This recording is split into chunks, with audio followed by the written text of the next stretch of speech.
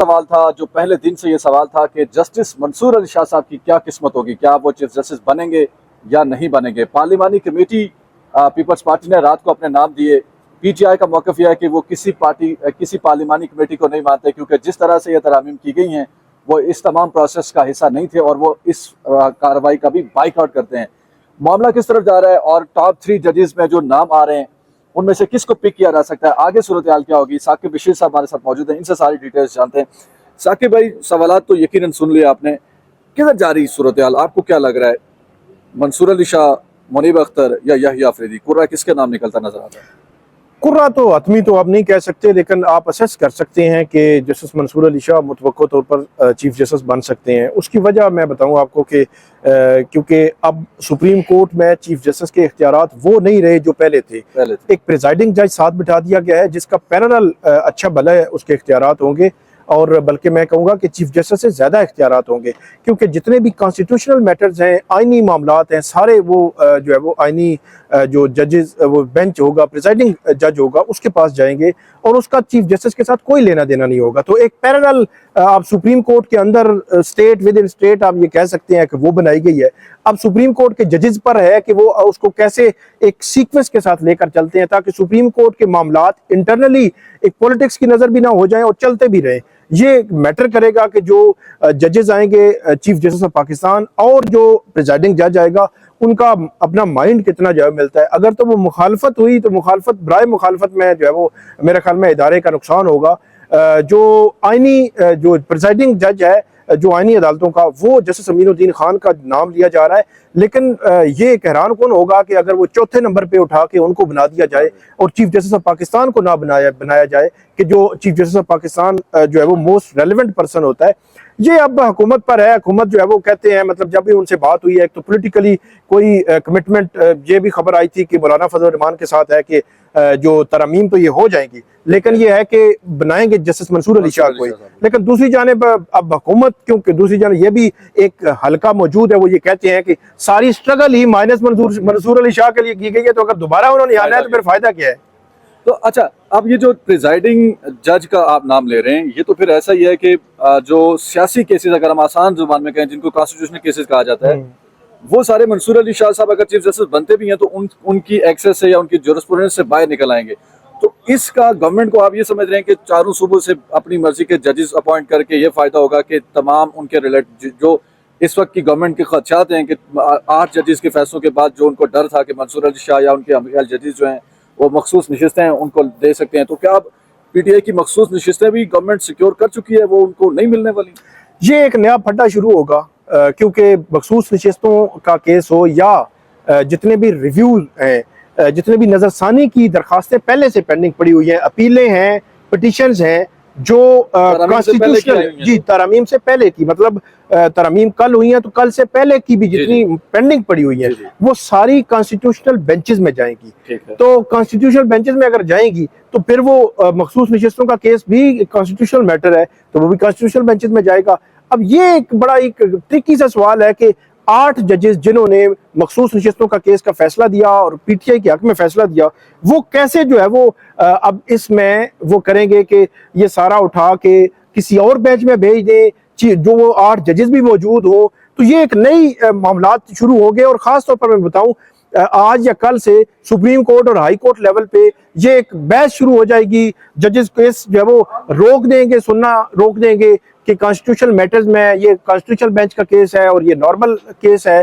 तो ये एक लाइन खींची जाएगी और जजेस के दरमियान भी एक डिवीजन होगी और जो हुकूमत चाहती है और हुकूमत इसका फायदा लेगी। हुकूमत अपनी मर्जी के जज भी लगाएगी। मर्जी से मेरी मुराद ये है कि उनको प्रमोट करेगी जो वो समझते हैं कि उनको फेवर करेंगे और वो उनके मुखालिफिन को फेवर नहीं करेंगे। सीजेपी मतलब चीफ जस्टिस ऑफ पाकिस्तान हो, सुप्रीम कोर्ट के जजेस हों, इसी तरह हाई कोर्ट के जजेस हों या हाई कोर्ट के चीफ जस्टिस हों, उनमें हाई कोर्ट के चीफ जस्टिस में भी 3 में तैनाती हुआ करेगी।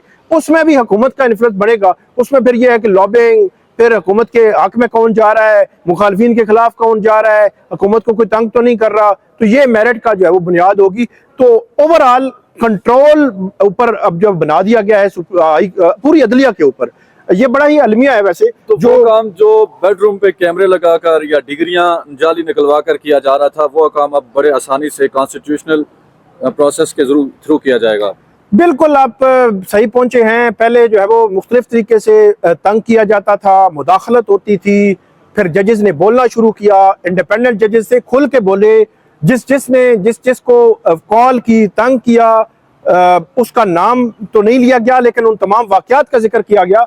तो ये किसी तौर पे भी काबिल कबूल नहीं थे कि कोई ऐसे जज भी इंडिपेंडेंट हो कि जो है वो उनके सामने जो है बोले।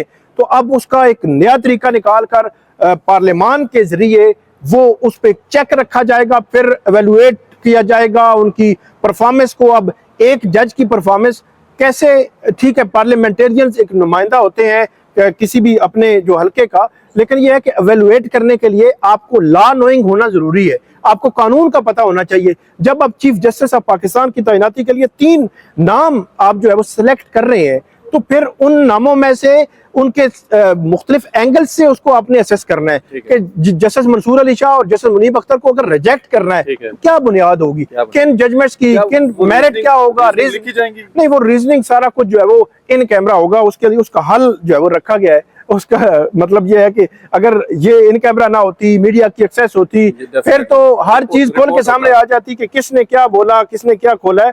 तो इसलिए हर चीज का कवर किया गया है यार। हर चीज को कवर किया गया है ताकि कोई भी ऐसा मामला ना रह जाए कि जिस पे कोई जो सवाल उठाया जाए। अब आप एक ऐसे शख्स हैं जो पिछले कई, खास तौर पर जब से ये जुडिशरी वर्सेस गवर्नमेंट या वर्सेस एस्टेब्लिशमेंट जो मामला चल रहे हैं, आप इन सारी चीजों को रिपोर्ट कर रहे थे।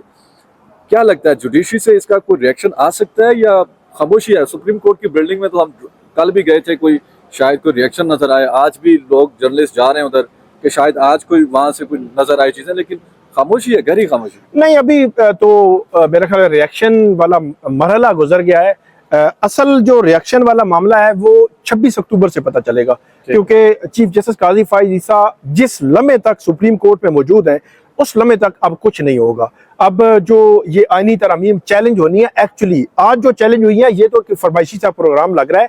26 अक्टूबर को एक्चुअली रेलेवेंट लोगों ने ये चैलेंज करनी है और 26 अक्टूबर के बाद फिर जो मैदान लगेगा या रिएक्शन होना है, नहीं होना, कितना होना है, कौन चीफ जस्टिस होगा, उस सारे तनाजुर को देखकर रिएक्शन भी आएगा। सारी चीजें आना या ना आना वो अभी तक तय नहीं हुआ, लेकिन ये है कि चीफ जस्टिस ऑफ पाकिस्तान कौन होगा, उसका रोल इस हवाले से बड़ा अहम होगा। आप बीइंग रिपोर्टर पार्लियामेंट, सॉरी, आपने जो कोर्ट को रिपोर्ट किया है, आप इन तरामीम को कैसे ओवरऑल कैसे देखते हैं? वैसे तो आपको हम देखते हैं, पढ़ते हैं आपकी चीज़ें, लेकिन हमारे नाजरीन के लिए ज़रा आसान लफ्ज़ों में बताएं कि ये जो कॉन्स्टिट्यूशन तरामीम है, इससे आम लोगों को तो इंसाफ मिलता रहेगा, सिर्फ सियासी मुकदमात में थोड़ा सा गवर्नमेंट ने अपने मुताबिक चीज़ें सेटल की हैं, तो इससे क्या पाकिस्तान की जुडिशरी इफेक्ट होगी, किस तरह से इफेक्ट होगी? 2 चीज़ें आम लोगों के समझने के लिए। एक तो स्टेट के 3 पिलर्स हैं, एक है जुडिशरी अदलिया, दूसरा है मुकन्नना पार्लिमान और तीसरा है एग्जेक्टिव हुकूमत। तो इन तीनों के अपने अपने काम है।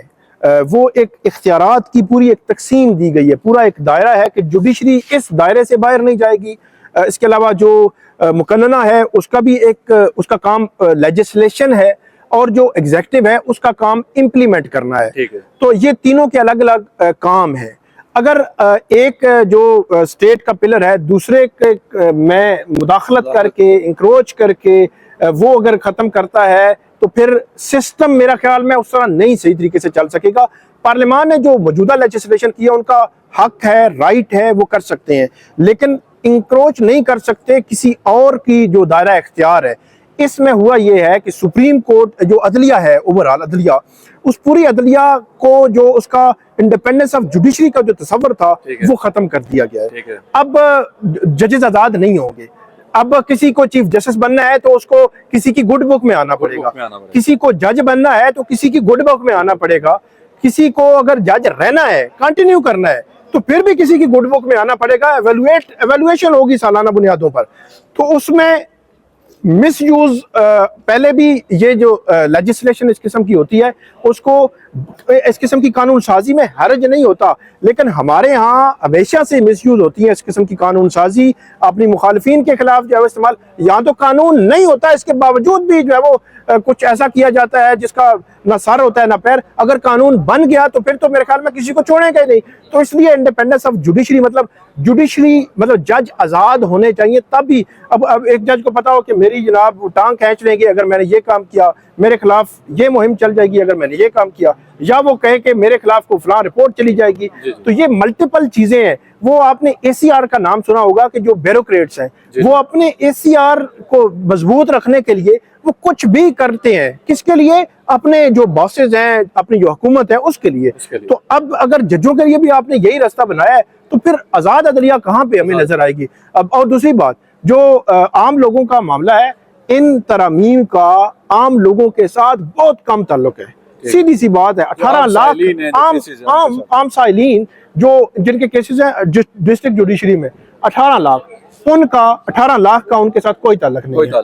4, 5, 6 लाख लोग केसेस हैं हाई कोर्ट्स का, उनमें भी बहुत लिमिटेड ताल्लुक है, बहुत ज्यादा नहीं है। तो ये चाहिए था कि हुकूमत परेशान होती कि इतने सारे लोगों की पेंडेंसी है। नहीं, पेंडेंसी मामला नहीं है, नस्लें जा रही हैं। असल में बात सिंपल सी है। मैं तो कहता हूँ कि लेजिस्लेशन जो है वो पॉलिटिकल एंगल्स इसमें ज्यादा हैं और जो जुडिशियल साइड पे या इस्लाहाती एंगल्स कम है।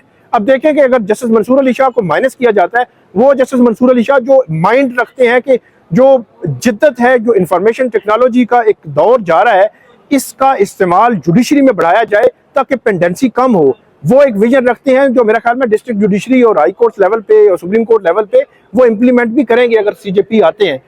उनको हटाने के लिए, उनको हटाना किस लिए हटाया जा रहा है? क्या आपने जी मखसूस नशिस्तों का फैसला हमारे खिलाफ कर दिया तो इसलिए हम आपको हटा रहे हैं? आप हमें पसंद नहीं है इसलिए हटा रहे हैं? तो इसलिए जो इस्लाहात वाला जो मामला है वो बहुत ही कम और पॉलिटिकल एंगल्स जो है वो इस तरामीम में ज्यादा है। आपका काफी वक्त लिया। आखिरी सवाल आपसे कि आपको क्या लगता है कि 26 के बाद खास तौर पर मंसूर अली शाह अगर आते हैं या मुनीब अख्तर, उनके चांसेस बहुत कम है, मंसूर अली शाह साहब अगर आते हैं और ये चैलेंज किया जाता है उनके सामने इन कॉन्स्टिट्यूशन अमेंडमेंट्स को, क्या सूरत हाल बनेगी सुप्रीम कोर्ट के अंदर? अजीब ही सूरत हाल नजर आ रही है कि क्योंकि एक ये कॉन्स्टिट्यूशनल मैटर होगा, ये कॉन्स्टिट्यूशनल बेंचेस के सामने जाना है, तो अब वो कॉन्स्टिट्यूशनल बेंचेस बने नहीं होंगे। उससे पहले सुप्रीम कोर्ट क्या फुल कोर्ट बुला सकेगी, नहीं बुला सकेगी, बैठ सकेगी, नहीं बैठ सकेगी? इस पे मेरे ख्याल में सुप्रीम कोर्ट के अंदर भी डिवीजन का इम्कान है कि सुप्रीम कोर्ट के कुछ जज और सोच रहे हो, कुछ और सोच रहे हो। तो इसलिए कुछ कहना कबल अज़ वक्त है कि इसको इन जो आनी तरमीम चैलेंज होगी उनको कैसे फिक्स किया जाएगा सुप्रीम कोर्ट में।